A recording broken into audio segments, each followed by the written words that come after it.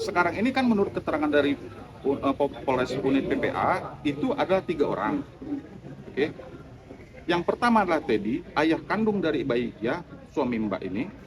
Yang kedua adalah Ian Gurun, itu adalah penghubung Teddy yang menghubungkan Teddy kepada ibu ini yang menerima bayi ini. Kami tidak tahu. Kami tidak tahu. Ya, karena alamatnya bukan di yang bisa kita identifikasikan di kelompok itu, karena alamatnya itu di Rantau Pedang, di Kecamatan Mersam. Nah, makanya sampai sekarang kami itu kecewa dengan Polres Batanghari karena tidak transparan dalam penanganan proses hukum ini.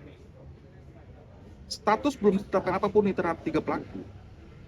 Belum ada penegakan hukum yang maksimal yang dilakukan oleh Polres Batanghari.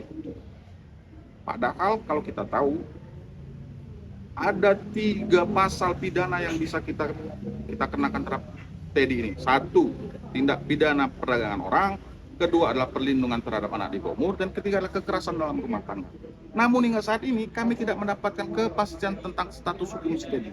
Kami minta pelaku segera diproses hukum. Kami tidak mendapatkan konfirmasi itu. Yang kami tahu sampai sekarang, kedua pelaku yang diduga terlibat dalam permasalahan ini tidak ditahan dan masih melenggang bebas. Nah, si Teddy pelaku utama pun yang kami dapat gambaran, foto-foto dan segala macam, Teddy tidak ditempatkan pada penahanan pada tempat yang semestinya.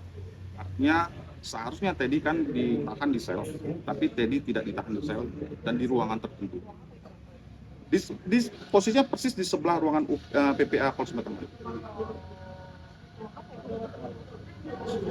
Bukan, jadi kayak ruangan khusus, tempatan khusus, mungkin itu untuk misalkan perkara-perkara yang melibatkan perempuan atau anak, jadi diamankan di situ, tidak di saya. Sekarang itu yang harus diselidiki, apakah memang kelompok-kelompok ini digerakkan, ataukah memang murni kelompok-kelompok yang datang ini, yang boleh kita bilang SDD ini, memang ada kaitan dengan perkara ini. Tapi yang jelas, Teddy pelaku utama dan si Ian Gurun, menurut keterangan kawan-kawan, itu bukan dari kelompok.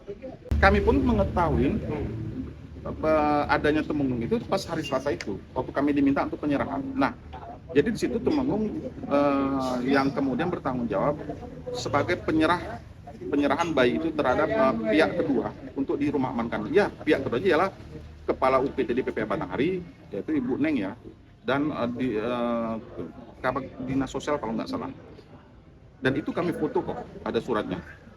Dan itu yang bertanggung jawab setelah penyerahan anak itu.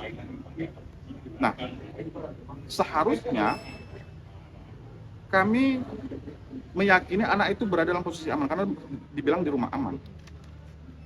Dan sehingga saat ini, sampai kemarin awal penyerahan, kami tidak mendapat jaminan satu terkait keamanan, karena ya Kepala UPTD Batanghari juga merasa bercerita kepada kami, mereka tuh tidak dijaga juga ketat gitu, oleh pihak berwenang. Dan sama Temenggung itu kami juga tidak tahu, tapi berdasarkan informasi kami saat pada itu, Temenggung ini dihadirkan untuk membantu meredam situasi. Nah, karena memang kulturnya kelompok itu kan tunduk sama Temenggung, nah pihak Polres meminta bantuan Temenggung untuk diserahkan dulu, dihadirkan dulu bayi di Polres, kemudian diserahkan dulu ke pihak ketiga, yaitu ya UPTD Batanghari di rumah aman. Ya sudah, kami mengikuti saja saat itu, karena kami meredam kompleks sosial, karena ada serangan di Mapolres saat itu, kemudian Bu Pemi juga diancam pembunuhan saat itu. Ya sudah ngeluarin parang sama kelompok itu.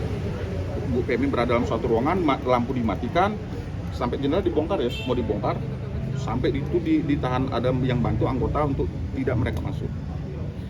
Makanya tidak ada penegakan hukum maksimal di sini, tidak ada keamanan yang kami harapkan dari negara di sini, khususnya Polres Batanghari. Supaya negara ini bisa menegakkan hukum yang bertanggung jawab terhadap perkara ini, ketiga pelaku harus dihukum dan ditangkap.